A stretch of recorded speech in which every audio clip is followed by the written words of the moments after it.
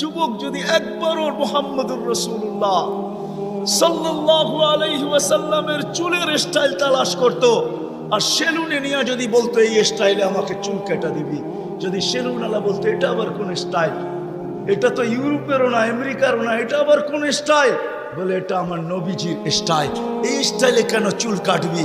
বলে আজকে যদিও দেখা হয় না এই পর্যন্ত, জানি না বাকি জীবন স্বপ্নে দেখবো কি দেখবো না, কিয়ামতের দিন অবশ্যই দেখা হবে।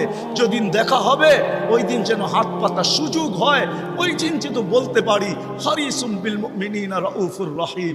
আপনি তো রাউফ ছিলেন, আপনি তো রহিম ছিলেন, আপনি তো হারিসুম বিল মুমিনিন ছিলেন।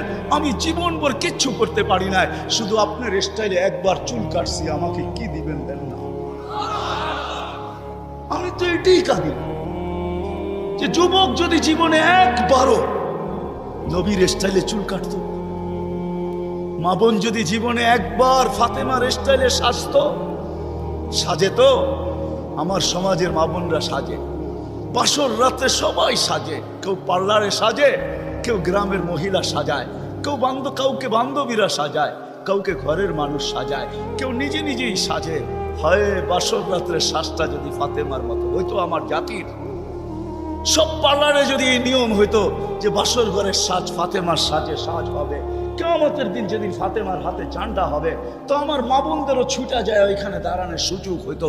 ফাতেমা যদি বলতো তুই কোত্থেকে আসলি ছুটা, তখন বলার সুযোগ হইতো কিছু তো করতে পারি না জীবনে, কিন্তু বাসর রাতের শ্বাসটা তোমার মতো ছিল, আপনার মতোই সাজছিলাম, এই জন্য আজ ছুটা চলে আসছি, জানটা তো আপনার হাতে, ওই সাজের উছিলায় আমাকেও নিয়ে চলেন না। আমার জাতিকে কেমনে বোঝাবো? রসুলের আদর্শ শিখি, কিন্তু যদি গাজীপুরের সচেতন নাগরিক বলে যে 1400 বছর আগে চলে গেছে, হিজরি কত চলতেছে? 10 হিজরিতে আল্লাহ রসুল চলে গেছেন, এটা মনে হয় 46 চলতেছে হিজরি, 1446, ঠিক না? তাইলে 10 বাদ দিলে 1436 বছর আল্লাহ রসুল দুনিয়ার থেকে চলে গেছে। ওনাকে পাবো তো পাবো কোথায়? তো কোরআন হাদিস এটাই বুঝায় যে ওনার উত্তরসূরিরা কিয়ামতের সকাল পর্যন্ত, হক্কানি আলেম ওলামা কিয়ামতের সকাল যতদিন আল্লাহ চাবে অতদিন থাকবে। আজও আছে না নাই? উলিল আমরি মিনকুম, হক্কানি আলেম ওলামা আল্লাহওয়ালারা থাকবে, আল্লাহ রসুলের সব সুরক্ষিত আছে।